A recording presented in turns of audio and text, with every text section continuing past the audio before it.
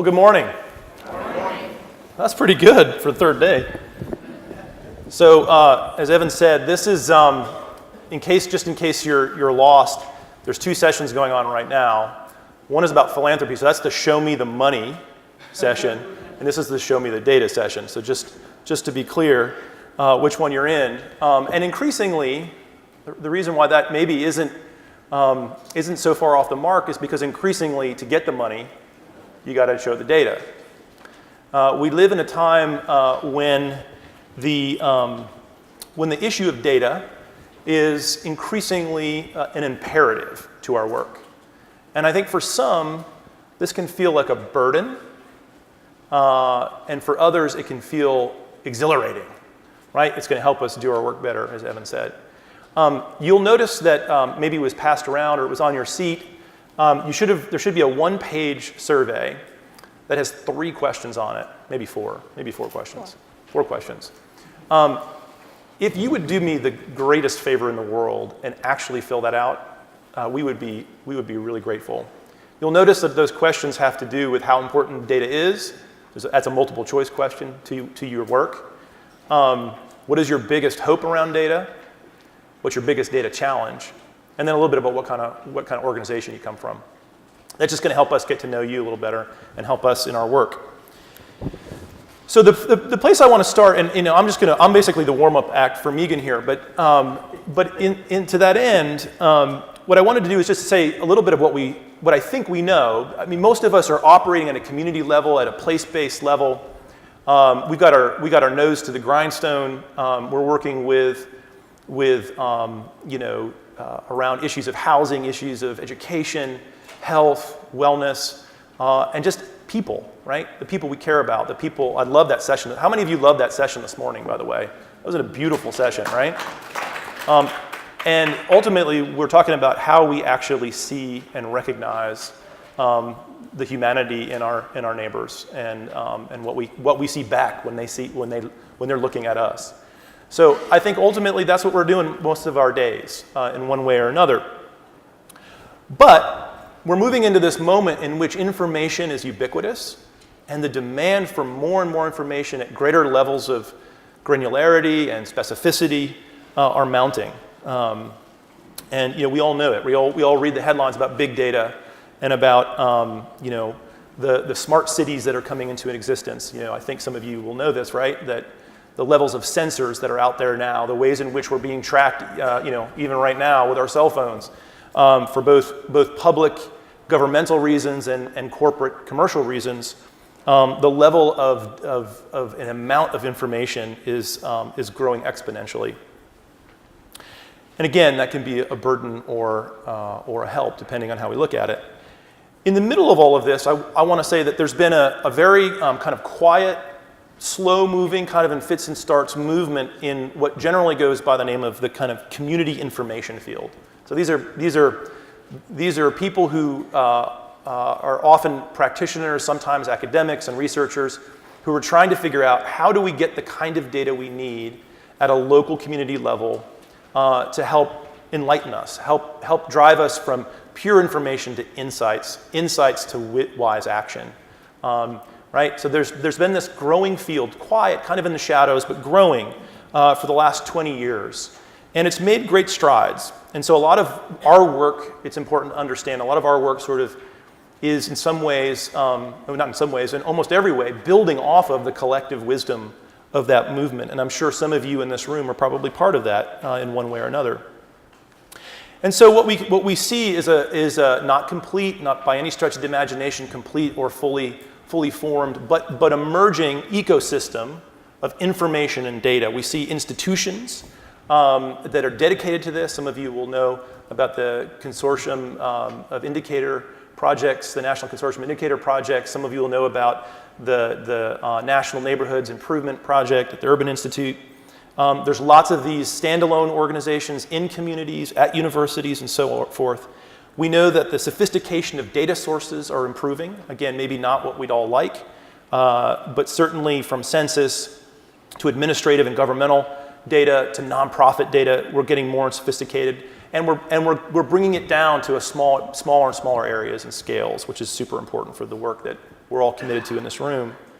And then the level of technology, right, I've already mentioned, is getting better and better. Smartphones, sensors, more sophisticated data software, which just makes our jobs easier in our offices, so we're not spending all of our time doing this. It's cheaper, more accessible.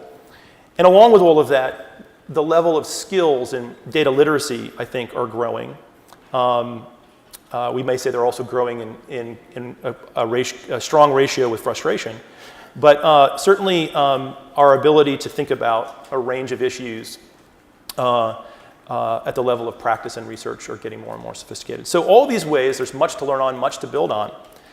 And so to end my introductory remarks, what I want to say is, in some ways, you as part of the purpose-built network, I think are at this really wonderful moment of possibility in the evolution of that field. I don't know how many of you, if I was to ask before you came in this room, if you thought of yourselves as data pioneers. How many of you, when you walked in this room, let me see you raise your hands, thought of yourself as a data pioneer? I think I see 1, 2, 3, okay. 4. All right, not very many of you. But I want to suggest that you are, in fact, data pioneers. Because what's happening, what Purpose Built is doing, is bringing together the importance not just of data, community-based data, community-oriented data, but data with place, and place-based thinking, place-based approaches. Many of the speakers that have come, not just here on this conference, but the other conferences that Purpose Built's put on, that I've attended, have always had people who talk knowledgeably about neighborhood effects, about generational impacts of places, about the social determinants of health, about the importance of public space, and so on and so forth. So you all are at the nexus of a really important chapter in the evolution of data and place. And so what we want to do in the rest of the session is to first affirm you in that, right? This is a really, again, a very important moment that you're a part of as pioneers, and enlist you to make you think of yourselves in this way. And a lot of our work is going to require looking to people like you, looking to the experts that are already in the room, already on the ground, to contribute to the work in general, and certainly we look to you to learn. And we want to build on the collective wisdom of these past 20 years and the collective wisdom in this room about lessons learned, challenges, and principles. And you'll see when we get to the specifics that one of the things we're going to emphasize is when it comes to data, the how is almost as important as the what. And that's one of the things we'll talk more about. The how is as important as the what. And so what we'll do is we'll conclude then by sharing a little bit about the work that we're doing and how we're trying to build on all of these things in partnership with you. But first, a little data therapy.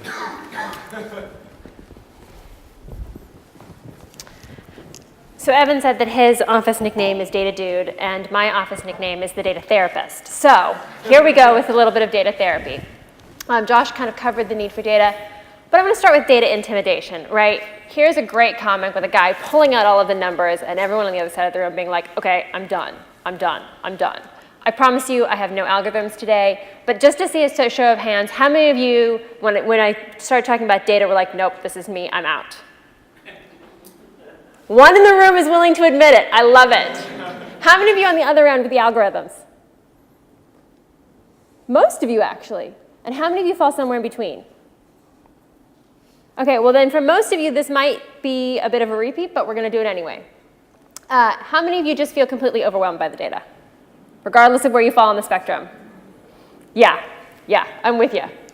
Okay, so I want to start by talking a little bit about the opportunities and the challenges and hazards of data, and then I'll conclude my section by talking about some of the data practices or the ways in which we approach data. And when Josh was talking about the how of data, we're really talking about the kind of philosophical how, more than the like nitty-gritty technical how, which is absolutely incredibly important, but it was more than we wanted to get into at this particular juncture. So the opportunities of data. First, data is important for us because it reveals magnitude. During the Great Depression, we had no conception of what unemployment was. We had never thought about how we measure it. We had never thought about the ways in which we might think about someone being unemployed. So when the Great Depression hit, we had no way of actually understanding the problem. We just knew that there were people standing on street corners with signs like these saying, wanted, a decent job by a decent man, age 37, war veteran, family man, etc. And for every story like this that you could find, there was an equally compelling anecdote on the other side of people saying, oh, but I know this guy who just found a job, or I know this guy who still has a job. And so all of this competing anecdotes led President Hoover to stand up 2 to 3 months into the Depression and say, hey, we're on the right track. It's all over. We're all good. But of course, when economists actually started looking at how they measure it, they found out that it wasn't all good. So data provides a way of taking individual experiences and situating them within larger narratives. The second example is that data provides a great way to catalyze. It provides a way to bring people together, or various organizations and individuals together around a specific idea or a specific cause in a way that they may not necessarily be able to do on their own. So for example, in Franklin County, Ohio, which is where Columbus, Ohio is located, they recently found out that they have one of the worst infant mortality rates of any county in the country. In fact, in 2013, they had a similar infant mortality rate as they did back in the early 1900s. So while they had made progress at one point in time, they were actually moving backwards. And to make matters worse, this was a point of shame for them because they have some big regional health players, and the people literally living in the shadows of their medical facilities had 2 times the infant mortality rate as the county as a whole. So this provided them with the opportunity to bring together more than 15 individual health organizations to attack one big problem. And not only were they attacking one big problem as health organizations, they began thinking about the neighborhoods and the ways in which those neighborhoods impact infant mortality. They began working with the city of Columbus to change the transportation system to make it easier for mothers to get to doctor's appointments, and began working with the Mid-Ohio Food Bank to begin to do fresh food delivery at doctor's appointments.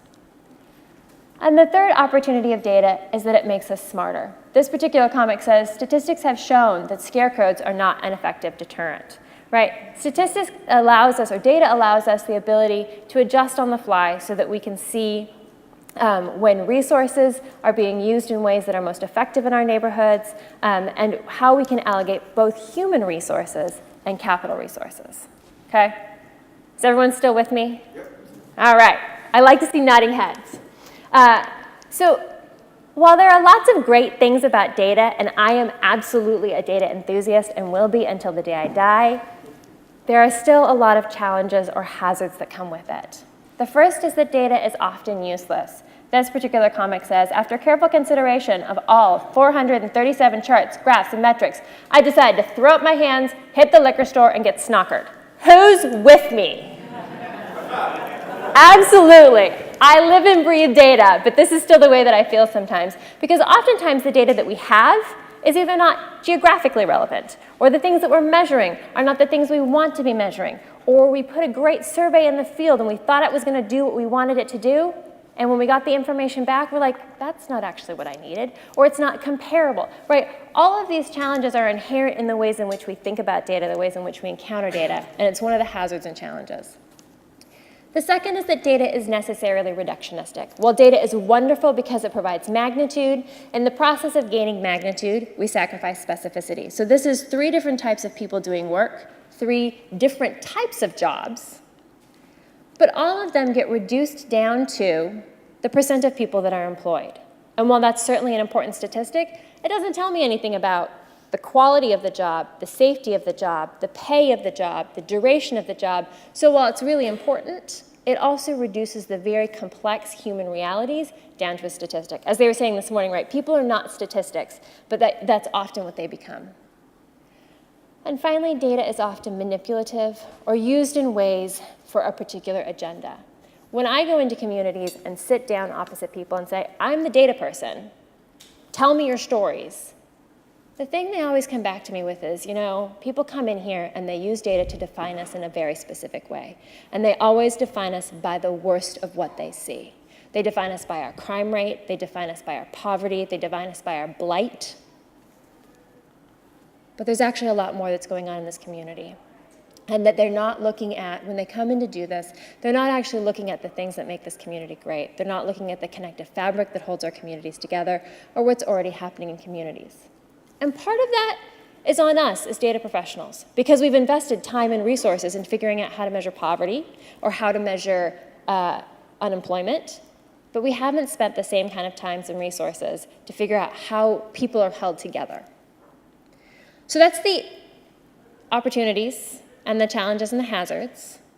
So how then, in light of all of that, should we begin to approach data? Well, we should approach data from the perspective that it should enable wise action. And we say wise action because we don't just want activity, right? That's not actually going to get us anywhere. We actually want data to provide us a way to think about wise action as we begin to do neighborhood level assessment. So allow me for a minute to talk about indicators and metrics, because when we talk about data, that's often what we're talking about. And I'm going to argue in a minute that indicators and metrics are only about a quarter of what we actually should be looking at, but bear with me for a minute. So there's two kinds of indicators that I want to talk about. First are the systems level indicators. They're the 5,000-foot indicators. They're the things we think of most commonly: poverty, unemployment, chronic absenteeism, all of these big things that are great diagnostic tools for our communities, but they're not actually all that useful in actually changing those particular indicators. They often move when they're going to move at 5 or 10 or 15-year spans, and they're not particularly effective at actually guiding what we do on a day-to-day basis. So instead, what we need in addition to our systems indicators, because they're really important for rallying people, they're really important for providing magnitude, they're really important for providing diagnostic tools, but we also need performance indicators that operate at a much lower level to begin to think about the ways in which what we do actually changes or makes a difference in the neighborhoods where we live. So sometimes systems indicators are called lagging indicators, and performance indicators are called leading indicators. This is why you see one leading the other.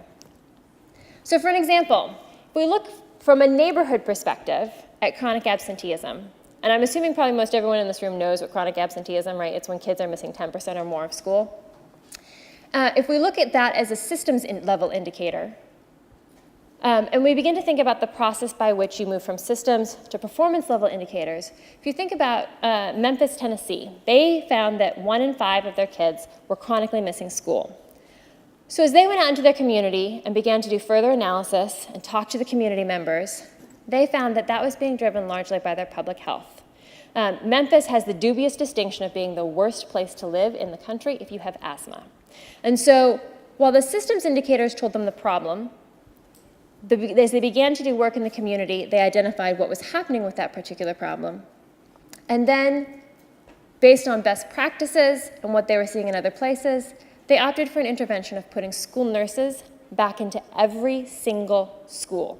I know there were school nurses in the school when I was coming through, but they're now returning back to that particular model.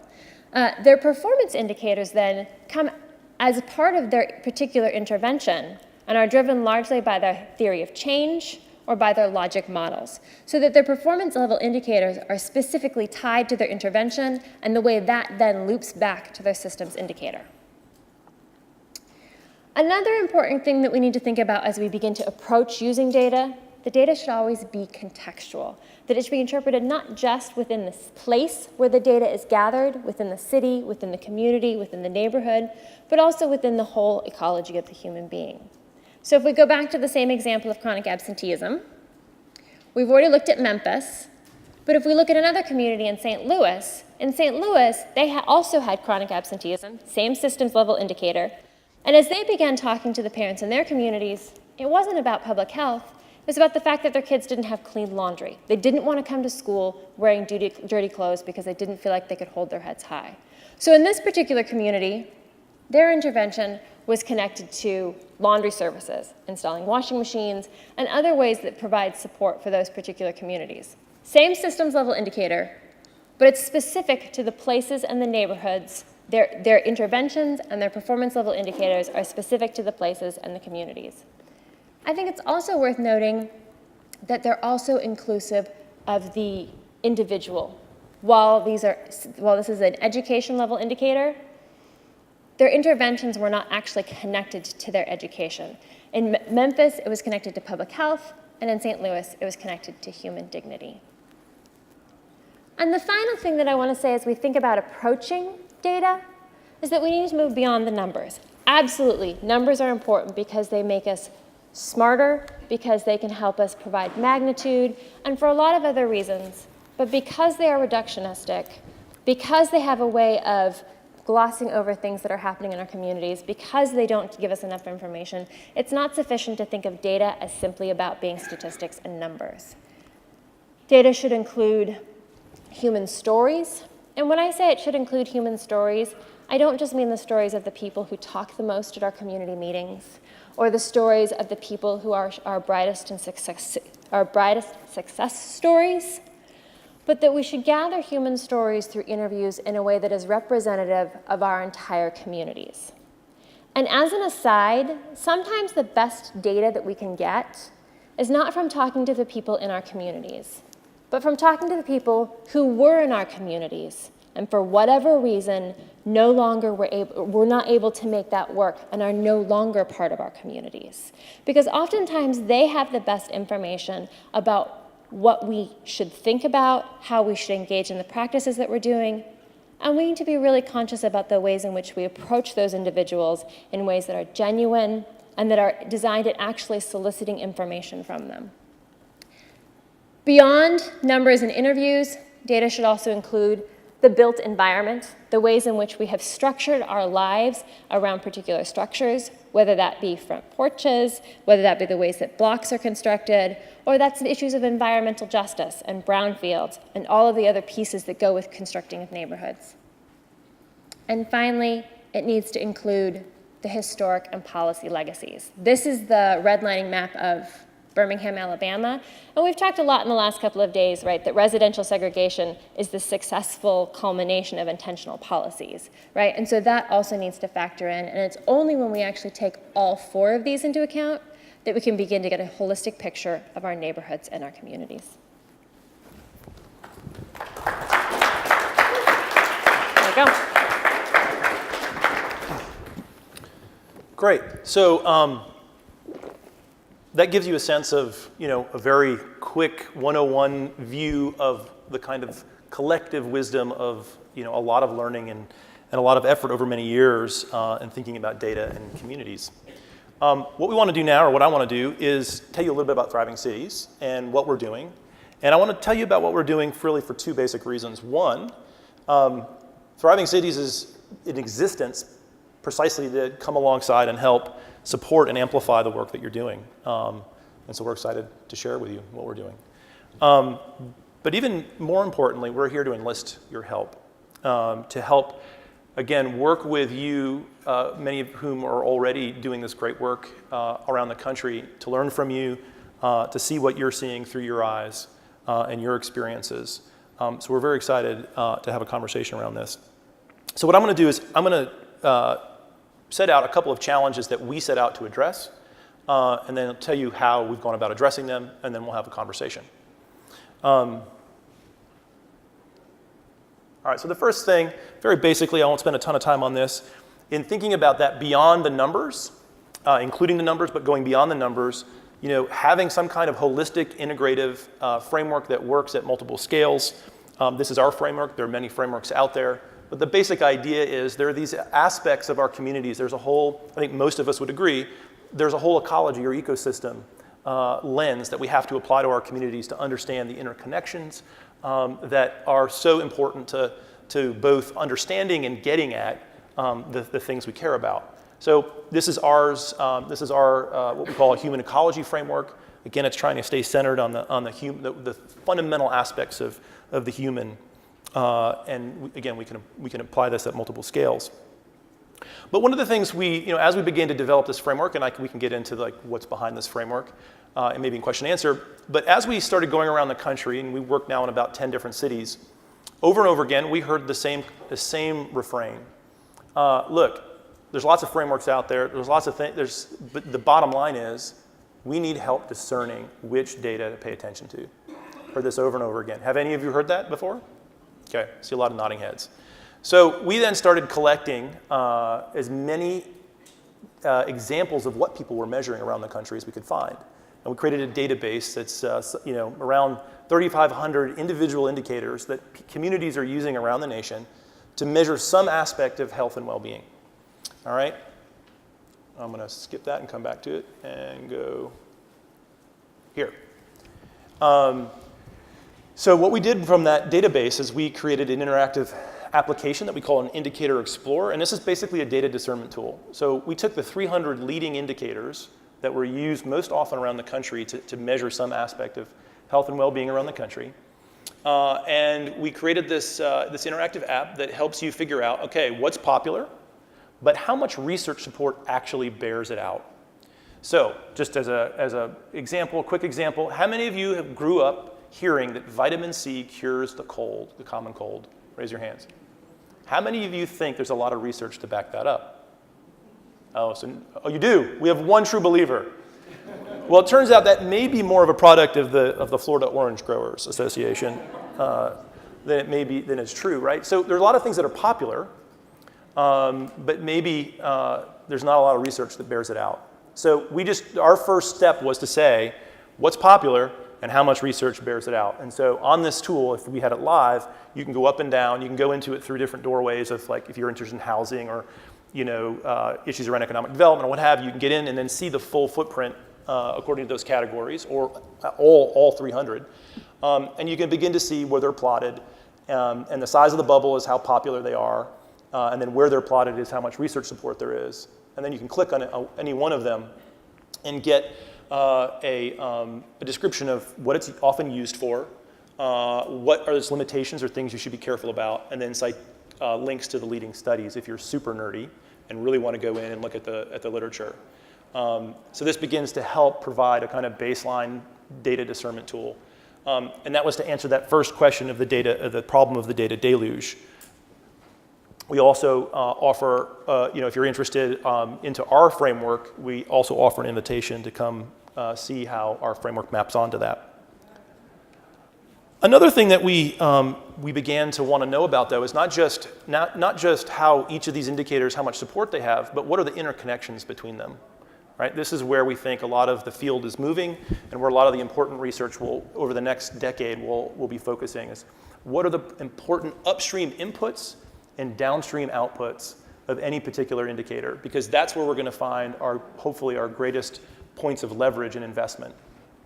This is a creatively designed one around stable homes, again, where you have arrows for the things that are the important inputs and outputs, and eventually this will be visualized across on the interactive tool, so you can actually go interactively across the ecology of your place, looking at these important pathways that also will allow you to begin to understand, again, the important places where you might invest scarce resources and energy.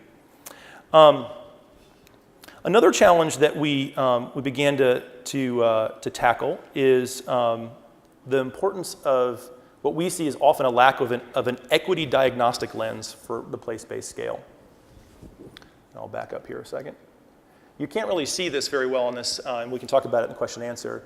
So our first starting point was to say, based on the discernment of the best data we know about, and also questions about what's accessible, what's easily attainable, and so forth, we began to ask ourselves questions: what would an equity baseline be? Now, other people are beginning to think about this as well. We're not alone in this.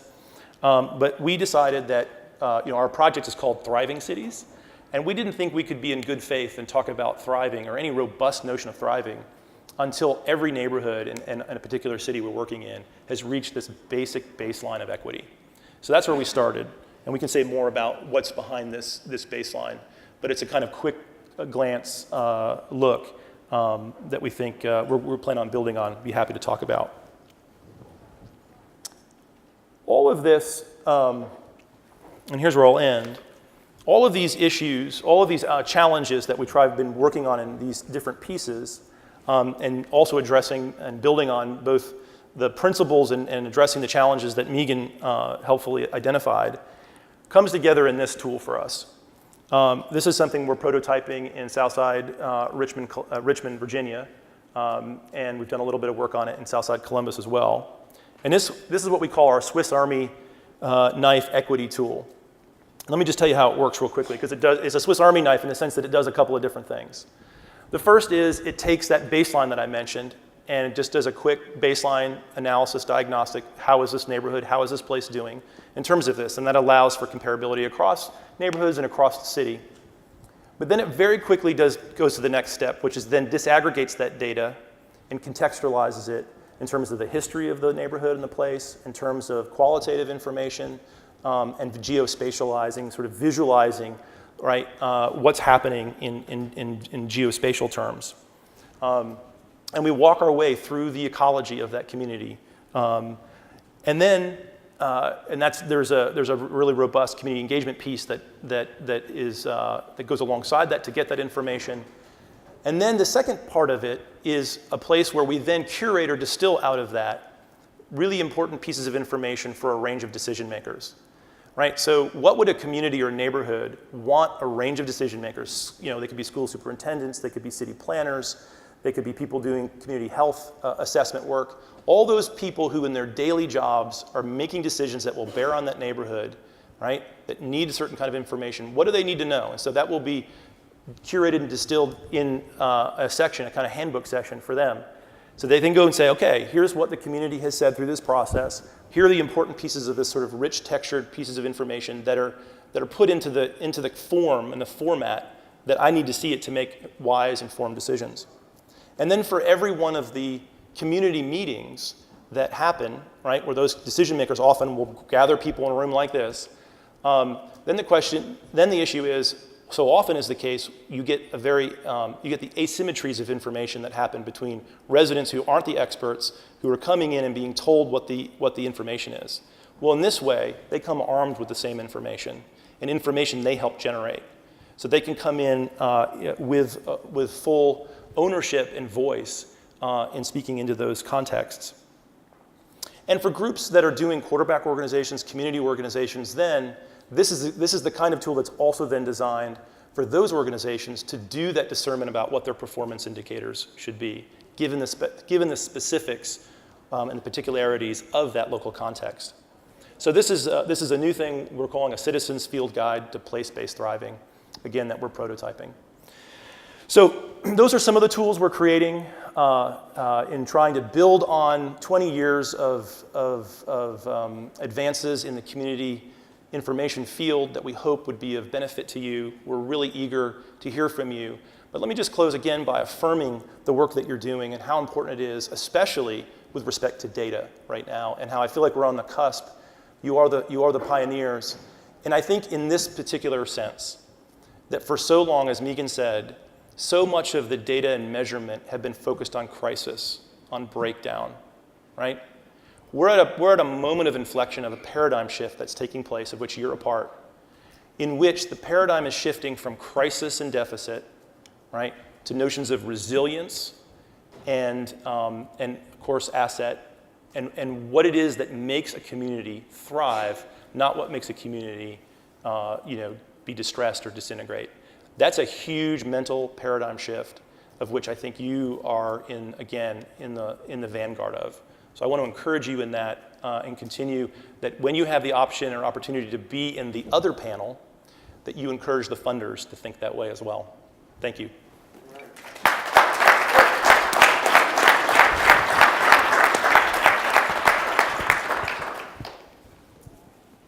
I think we have time for some questions. I think this is great, Josh, and we appreciate your partnership. We've been working with Josh for a couple of years now, and one of the things that we think this work will yield for us as the sort of purpose-built community world is the ability to drive attention to the health of neighborhoods in a way that is not really done systematically today. So if you go to your city hall today and you walk in and you ask to talk to the person who's in charge of neighborhood health here, you'll get blank stares. And so the governments, even our nonprofit sectors, are not organized around health. And so, Josh, one of the points you made, I think, and you said you'd go back to it, but I think this group would really be interested. When you talked about the equity floor, saying this is, a city would not be thriving unless all of its neighborhoods reach a certain level of health. Talk a little bit about how you guys expect to be defining that, and a little bit more about, in terms of the data you have collected, have you been able to to get a sense of the extent to which we do have, you know, how many neighborhoods in our cities are not at that level of equity. Great. So, which you can't see particularly well because of the print is so small, this is our baseline of thriving, which is just one of a suite of tools that we use when we do neighborhood assessment. And it aims to capture the entirety of our human ecology, but also to do it from a couple of different perspectives. One, we were looking at what data is available, right? Some of the indicators that we're using, we know they're not the best tool for it, but they're kind of placeholders as we begin to develop much better tools for the ways in which we think about diagnostic work and community assessment. We're committed to the notion of human capabilities. So all of our indicators were linked to human capabilities. So for example, we don't measure infant mortality because there's not a lot of human capability, quite frankly, in a dead child. So we look instead at low birth weight because there actually is a human capability there that you can do interventions around to begin to think about the health and well-being of a neighborhood. And the third thing that we were looking at is that we wanted this to be asset-based rather than deficit-based to as much as we possibly could. There isn't a great way to frame the safe neighborhoods other than the violent crime statistics, so that is in there, but we look at the percent of people employed as opposed to the percent of people that are unemployed, because we want to focus on what's good or what's positive in a community rather than just looking at the deficits. So this particular baseline, and again, this is the minimum threshold for thriving. We're not saying that if you reach this point, you are automatically thriving, but if you are below these kinds of things, then there is no possible way you can define yourself as a thriving community. Can I just throw in there? I think this is a really critical point. I think what's important here is to say that if you're going to have an equal representation of your community at the table to have a conversation about what thriving could and should be in your community, you've got to get everybody to the place where they can actually have that conversation and their voices can be heard. So that's where we're starting. It's important to understand that that baseline, again, as Megan said, isn't once you get there, everyone's thriving. Not at all. This is just simply say, this is where the quest for thriving together begins.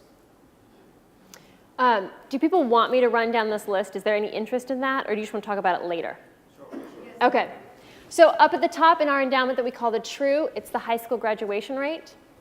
In the prosperous, which is the realm of economic life, we have the percent of households that are cost burdened and the percent of people that are employed.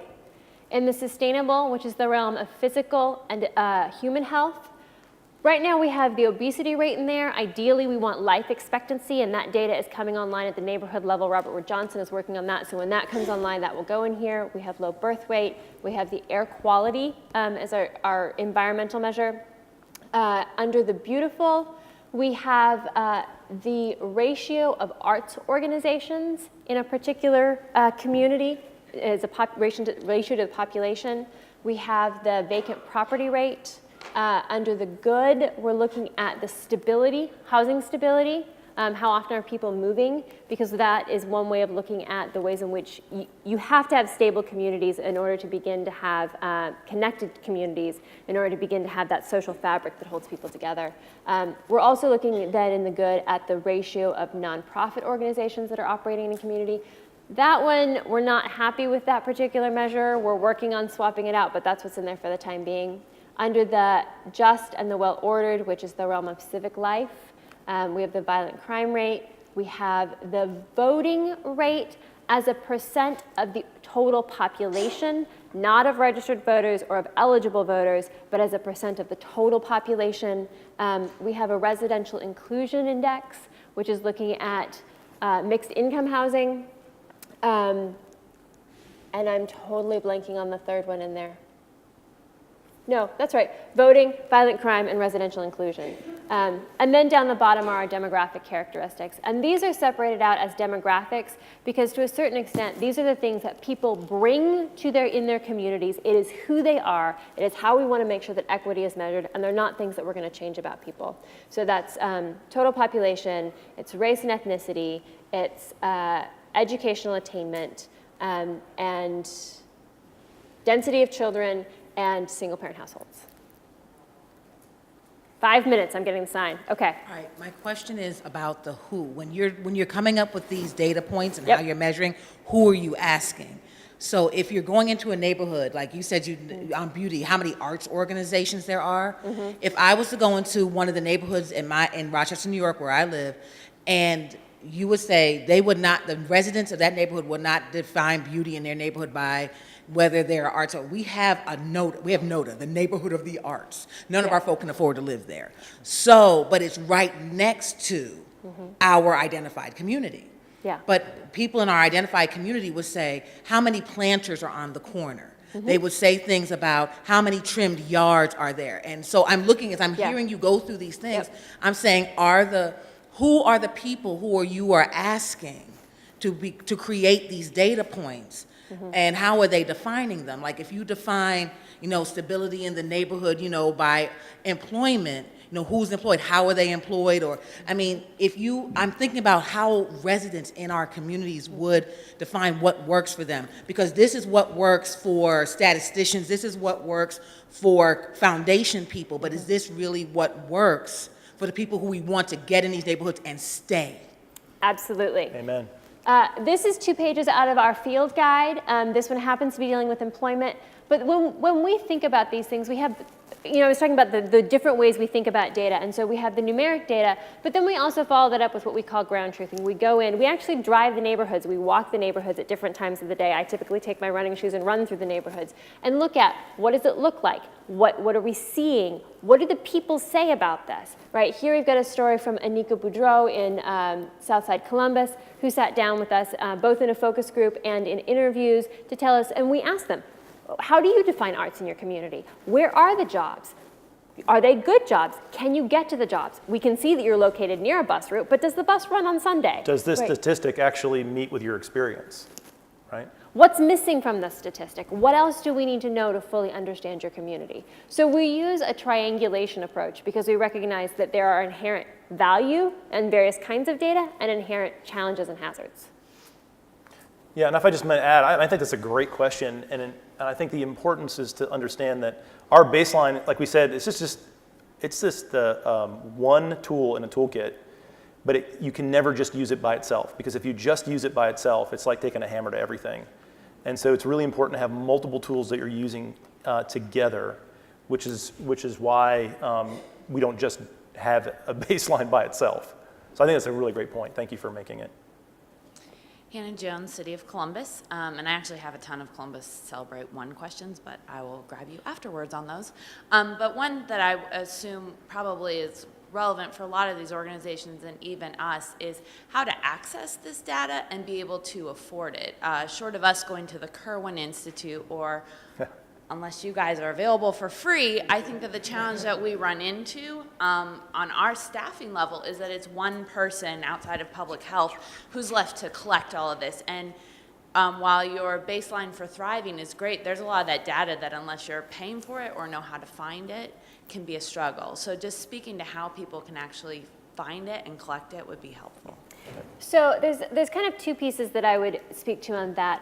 Our baseline of thriving, we intentionally wanted to make sure that that was relatively easily accessible data. So most of it you can get through places like communitycommons.com, where you can actually go and draw your geography, and it will help pull down that particular set of data for you. So that's kind of one approach, and I completely agree. It's usually just one person. I am the only data person for our shop. And I believe that we should invest in data, in the data infrastructure, and the way that we invest in roads and bridges, because that's such a necessary part of knowing how we do. So on some level, I would say if you're a funder in the room, invest in data infrastructure. For those of you that are the only data person in a room until that gets up and running, there are options like a lot of the stuff that you can get through Community Commons, and they're trying to make that as open as possible.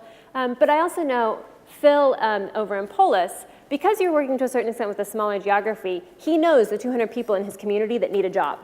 And he can track those 200 people in the community that need a job. And so while I completely agree with the challenge, when you're working with small communities, you have some greater options even with small staff than some of the places like we're working in Southside Columbus. They're looking at 35,000 people. So I'm happy to talk more afterwards if you want to grab me. I want to get to this last question with the 2 minutes we have left. Be very quick. You mentioned the number of nonprofits there. I was wondering what were you looking to elucidate with that metric, and also the baseline of thriving. Where can that be found online, per chance? You want to take it? Yeah, I mean, I think and Megan can fill in here. I think the real simple answer with the question of nonprofits is we're trying to find certain, we break this down into these sort of funny categories: the true, the good, the beautiful, and so on. And so this is the good. This is our aspect of that human ecology. That's the good. This is that realm of sort of civic connection. The kind of concern for neighbors, trust. These sort of really like the social fabric issues. So nonprofits is just one rough and ready way of saying what's going on in the community, organizationally, institutionally, where people are trying to work for the good of their community and their neighbors. So it's a very rough and ready thing. In terms of and we're working to replace it. We're working to replace it. Yeah. Part of this again is what's available at a neighborhood scale, right? I mean, we are constrained, which is why we don't just rely on the baseline. And in terms of, we'll have all of this up on our website within the next couple of months. I would also say, as we close really quickly, the Indicator Explorer that Josh was showing you, that's in our beta test right now. If you want access to that beta test, you can sign up for it here, and we will email you the password and the web address to be able to go and see it and interact with it yourself. So. And we would love your feedback and input so we can make this better for people. We're still in the process of shaping this, so you can speak into the process right now.